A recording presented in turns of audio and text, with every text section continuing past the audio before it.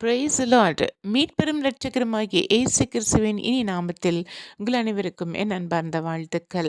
இன்றைய வேத வசனம் யாத்ராகம் புத்தகம் 34 வசனம் 10. அதற்கு அவர், இதோ நான் ஒரு உடன்படிக்கை பண்ணுகிறேன், பூமி எங்கும் எந்த ஜாதிகளிடத்திலும் செய்யப்படாத அதிசயங்களை உன் ஜனங்கள் எல்லாருக்கும் முன்பாகவும் செய்வேன். உன்னோடே கூட இருக்கிற ஜனங்கள் எல்லாரும் கர்த்தருடைய செய்கையை காண்பார்கள். உன்னோடே கூட இருந்து நான் செய்யும் காரியம் பயங்கரமாய் இருக்கும். அல்லேலூயா.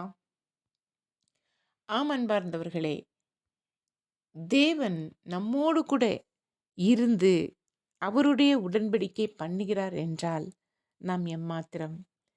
7வது வசனத்தில் அவர் கூறுகிறார், அக்கிரமத்தை பிள்ளைகளிடத்திலும் பிள்ளைகளுடைய பிள்ளைகளிடத்திலும் 3ஆம் 4ஆம் தலைமுறை மட்டும் விசாரிக்கிறவர் என்று கூறின தேவன் 10ஆம் வசனத்தில் கூறுகிறார், நான் உன்னோடே கூட இருந்து.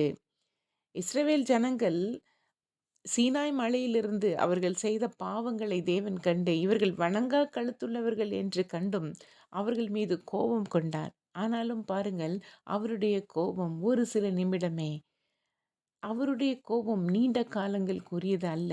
அவர் மாறாதவர். அவர் இரக்கமுள்ளவர்.